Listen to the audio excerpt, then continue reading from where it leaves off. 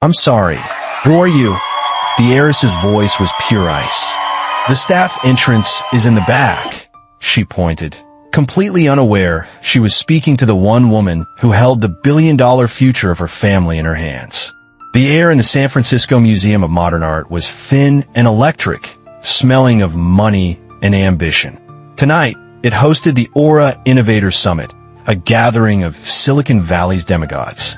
Polished concrete floors reflected the massive, abstract art pieces, and floor-to-ceiling windows offered a panoramic view of the glittering city. It was a cathedral built for the new gods of technology. Into this temple walked Dr. Alani Jackson. At 35, she moved with a quiet confidence that made her stand out more than any sequined dress could. Her own attire was a masterclass in understated power, a deep blue Versace gown, impeccably tailored, that flowed like liquid night. In her hand, she carried not a clutch, but a custom leather portfolio. On her wrist, a discreet IWC Portofino watch ticked with quiet precision. She hadn't taken 3 steps past the entrance before she was intercepted. The Davenport family, Tech's newest royalty, formed a formidable barrier. Harrison, the patriarch, stood with the puffed chest arrogance of a man who'd recently appeared on the cover of a major business magazine. His wife, Eleanor, was draped in diamonds that screamed, rather than whispered, wealth. And their children, Olivia and Leo, were the living embodiment of inherited privilege. "Excuse me," Olivia said, her voice dripping with condescension. She looked Alani up and down, her gaze lingering on the portfolio as if it were a tray of hors d'oeuvres. "I don't recall seeing you on the main guest list. Perhaps you're with the catering staff?" Alani's expression remained serene. "Dr. Alani Jackson, I have an invitation." Leo, who was already filming for his Instagram live story, snickered. He swung his phone to frame Alani's face. "Invitation? Did your seed round startup get a sympathy ticket to get in, sweetheart? This isn't a diversity mixer." The insult, sharp and specific to their world, hung in the air. Around them, conversations faltered. The titans of tech, venture capitalists, and coding prodigies turned to watch. Phone cameras were lifted, discreetly at first, then with more confidence as the Davenports pressed their attack. "Dad, she's being difficult," Olivia complained, stepping closer. "We have standards here. We can't just let anyone wander in." Harrison Davenport, a man whose company, Davenport Digital, had become a Wall Street darling, nodded gravely. He gestured to 2 men in sharp black suits, their earpieces coiled invisibly. "Gentlemen, could you please escort this woman out? She seems to be lost." The 2 security guards approached, their faces impassive. "Ma'am, we need to see your invitation," the taller one said, his voice polite but firm. Alani met his gaze. Of course. The circle of onlookers tightened. The atmosphere had shifted from awkward to gladiatorial. This was no longer a misunderstanding. It was a public trial. Leo's phone captured it all. The viewer count on his live stream climbed. 8,000, 9,500, 11,000. The comments scrolled in a blur of emojis and cruel jokes. "Karen alert," one read. "Get her, Olivia." Another cheered. This was Silicon Valley bloodsport, and the sharks were circling. Alani reached into her leather portfolio with practiced calm, her movements fluid and unhurried. The 2 security guards stood over her, a physical manifestation of the Davenport's power. The family formed a semicircle, their unified disdain a palpable force field. "Oh, this should be good," Olivia murmured, loud enough for the growing crowd to hear. As Alani pulled out her invitation, her elbow was jostled slightly by a passing server. A single business card slipped from her portfolio, landing face up on the polished concrete floor. Leo zoomed in with his camera, a predator spotting a weakness. The taller guard bent down and picked it up. He read the text aloud, his voice flat. "Nexus Equity Partners." He paused, frowning slightly. "Never heard of it," Harrison declared dismissively. "Probably some small-time firm trying to network above their weight class. Happens all the time." The live stream comments exploded. Someone typed, "Nexus Equity is a $75 billion fund, you idiot." But the Davenports, cocooned in their bubble of arrogance, didn't see the digital tide turning against them. In the crowd, a man in designer glasses held his phone higher. Ben Carter, a renowned journalist for Wired magazine, recognized the name instantly. His eyes widened, and he immediately opened his laptop, his fingers hovering over the keyboard. He knew exactly who Nexus Equity Partners was. And he knew this was no longer just a story about socialite drama. It was about to become a major financial event. "Ma'am, if you could just step aside," the second guard suggested, trying to de-escalate. "We can sort this out privately." Privately, Alani's voice remained level, but a new, steely undertone made the guard hesitate. The event coordinator's voice crackled over the PA system. 15 minutes until the keynote address from Mr. Harrison Davenport, who will be unveiling the revolutionary Project Chimera. Project Chimera, the $10 billion AI partnership that was set to cement the Davenport legacy for a generation. "Exactly," Harrison said, puffing out his chest. "We can't have disruptions during such an important evening." He gestured toward the service elevator bank, a final, calculated humiliation. "The main elevators are reserved for our guests tonight. I'm sure you understand."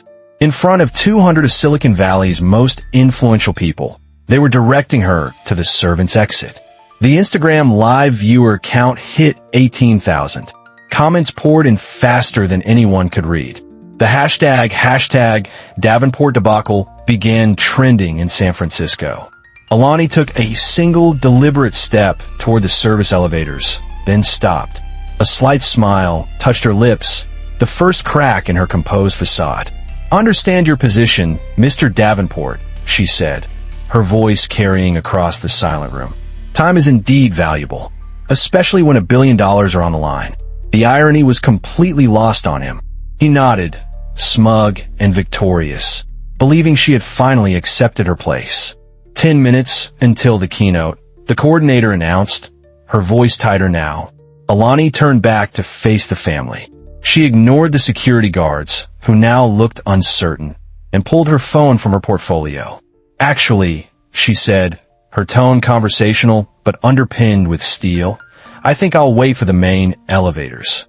I have a few calls to make while we sort this out." "Excuse me?" Olivia's voice rose an octave. "I said I'll wait," Alani repeated, her gaze locked on Harrison. She dialed a number with deliberate precision. The phone rang once, twice. The Wired reporter, Ben Carter, leaned forward, his eyes wide. He knew this was the moment. The air crackled with anticipation. "Alistair," Alani said into the phone, her voice clear and resonant in the museum's acoustics. "Yes, it's me. I know you're in the middle of prep, but we need to discuss the Project Chimera partnership." The name, Alistair, hit the Davenport family like a physical blow. Alistair Finch was the CEO of the other company in the Project Chimera deal. The blood drained from Harrison's face. Olivia's jaw dropped. Leo stopped filming for the first time all night, his phone hanging limply in his hand. "Daddy, what's happening?" Olivia whispered, grabbing her father's arm. How does she know Alistair? For the first time, a flicker of genuine fear appeared in Harrison's eyes. He, along with his wife and daughter, fumbled for their phones. They frantically began Googling Nexus Equity Partners and Dr. Alani Jackson. The search results loaded, painting a picture that shattered their world. Dr. Alani Jackson, founder and managing partner, Nexus Equity Partners.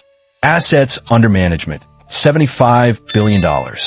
Education, PhD, computational finance, Stanford University, postdoc, AI laboratory, MIT. Accolades, Forbes magazine cover story, the architect of modern venture capital. Named one of the most powerful people in finance for 5 years running. Leo stared at his screen, his face ashen. He scrolled through images of Alani, ringing the opening bell at the NASDAQ, speaking at Davos, shaking hands with world leaders. "Oh God," he whispered. The whisper carried in the marble acoustics. The Instagram live viewer count exploded past 40,000. The comments shifted from mockery of Alani to mockery of the Davenports. They're so screwed. This is the best live stream ever. OMG, she OWNS them. Ben Carter was typing furiously, a grin spreading across his face. His article was no longer just a draft. It was a bombshell. Davenport Dynasty faces public implosion at Tech Summit. Ma'am, the security guard tried again, his voice now laced with panic. We really need to... Resolution? Alani nodded thoughtfully, still holding her phone to her ear. Yes, that's exactly what we need. She looked directly at Harrison. Mr. Davenport, what would you say your company's annual revenue was last quarter? The question, so specific and out of place, hung in the air like a loaded weapon. I beg your pardon. Harrison stammered. Your revenue. Davenport Digital. Q3 2025. Approximately $912 million, if memory serves. The number was exact. To the dollar. It was a number she should not have known. How could you possibly? Olivia began. Public filings, Alani said simply. SEC documents are quite informative. 7 minutes to announcement. The coordinator's voice cut in, sounding desperate. The crowd was no longer pretending to be discreet. They were watching a corporate execution, and they couldn't look away. 3 minutes until the keynote address. The coordinator's voice wavered, a prayer to an absent God. The carefully choreographed precision of the summit was collapsing into beautiful, glorious chaos. Alani's phone buzzed again. She glanced at the screen, and her expression shifted to one of finality. The look a surgeon wears before making the first decisive incision. She held up one finger to Alistair on the other end of the line. Hold for one moment. Then, she addressed the room. Yes, Alistair, I'm still here. Her voice carried, each word striking the concrete walls like a bell tolling for the dead. I need you to execute the Chimera withdrawal clause immediately. The words detonated in the silent museum. Harrison stumbled backward, his hand grasping for a nearby sculpture for support. His expensive watch caught the light, but it now looked like jewelry on a corpse. Wait, what did you say? Olivia shrieked, her manicured nails digging into her father's sleeve. Daddy, what's the Chimera withdrawal clause? What does that mean? But Harrison couldn't answer. He couldn't breathe. His face had gone the color of old money turned to ash. Yes, I understand the implications completely. Alani continued into her phone, her tone as measured as a quarterly earnings report. The entire $10 billion partnership. Terminated. Execute the withdrawal immediately. Reference contract section 32.b. The clause regarding brand integrity and public disrepute. The number, $10 billion. Hung in the crystal air like a death sentence. Eleanor's diamond necklace seemed to tighten around her throat. Leo dropped his phone entirely. It clattered against the concrete with a sound like breaking bones. The Wired reporter's laptop screen reflected his wide eyes. Breaking. Mystery woman at Davenport Gala appears to control billion-dollar AI partnership. The livestream viewer count rocketed past 100,000. The comments were digital wildfire. Queen. Destroyed. Power move. At that moment, a woman with an aura of earned authority stepped forward from the crowd. It was Dr. Evelyn Reed, a revered Silicon Valley pioneer, a woman whose name commanded universal respect. Perhaps, Dr. Reed said, her voice cutting through the stunned silence. I should make an introduction. Everyone, this is Dr. Alani Jackson. She's the CEO and managing partner of Nexus Equity Partners. And it is her firm that was providing the entire capital investment for Project Chimera. The name, the title, the confirmation, it landed like a bomb in still water. The whispers exploded. Nexus Equity, $75 billion. That's the woman who restructured the entire semiconductor industry. Forbes cover story. 1 minute to announcement. The coordinator whispered, but there would be no announcement. Leo scrambled to pick up his phone, his hand shaking. The Google results stared back at him like an indictment. His own live stream, now being screen recorded and shared across every platform imaginable, was evidence of his family's self-destruction. Dr. Jackson, please. Harrison finally found his voice, a desperate croak. There's been a terrible misunderstanding. Alani ended her call and slid the phone back into her portfolio. She looked directly at Harrison, her eyes cold and clear. The silence stretched, taut, and agonizing. "The announcement time has arrived, Mr. Davenport," she said quietly. The family stared at her, their faces a mask of collective devastation. But Alani Jackson wasn't finished. She had one more revelation to deliver, one final piece of information that would transform this from a business disaster into a complete corporate restructuring. She reached in her leather portfolio and withdrew a single sheet of paper, cream-colored, expensive stock with a letterhead of a top-tier law firm. The paper rustled in the marble silence like thunder. "There's something else you should know," she said, unfolding the document with deliberate care. Harrison, desperate to stop the bleeding, took a step forward. "Dr. Jackson, perhaps we could discuss this privately." Privately? A flicker of amusement, sharp as a scalpel, crossed Alani's face. "Mr. Davenport, your family just provided a masterclass in public humiliation. I think transparency is exactly what this situation requires." She held up the document. It was a summary of an SEC filing.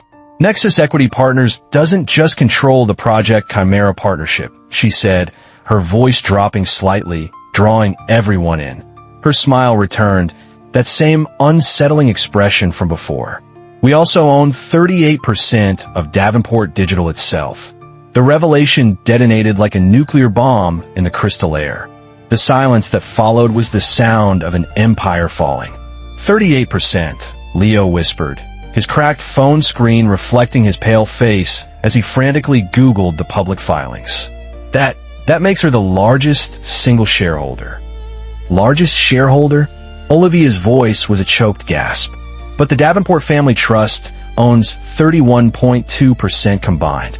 "Correct," Alani continued, with the precision of a forensic accountant. "Individually, Harrison holds 12.4%. Olivia, 8.7%. Leo, 6.3%.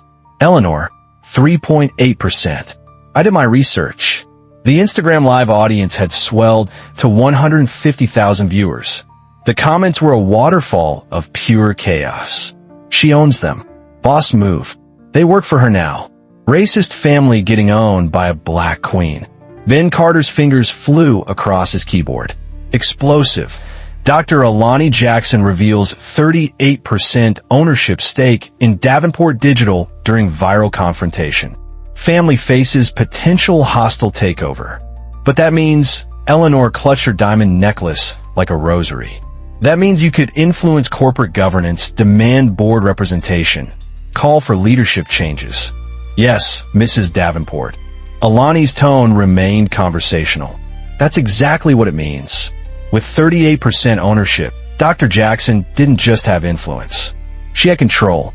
Your company's market capitalization is approximately $4.1 billion, Alani stated calmly. My stake represents over $1.5 billion in equity value. That's not an investment I take lightly." She turned her gaze back to the family, her steel watch catching the cold, modern light. "Nexus Equity Management has a fiduciary responsibility to our investors, of course. But we also have values. Mission-driven investing, ESG compliance, social responsibility." Each phrase landed like a corporate gavel strike. "Tonight, in front of 150,000 witnesses, your family demonstrated values that are fundamentally incompatible with our corporate charter." "Dr. Jackson, we made a mistake," Olivia pleaded desperately. "A terrible mistake. But surely we can." "Can what?" Alani interrupted. "Pretend the last hour didn't happen? Pretend 150,000 people didn't watch your family attempt to publicly humiliate someone based solely on their race?" The accusation hung in the air, invisible and lethal. As majority shareholder, Alani continued, her voice ringing with newfound authority. "I'm calling an emergency board meeting for Monday morning, 9 a.m. sharp." Harrison's face went ashen. "The agenda will include leadership changes, corporate governance reforms, and the implementation of comprehensive diversity and inclusion policies. Furthermore, I am recommending the immediate suspension of all senior management pending an investigation into corporate culture." "Suspension?"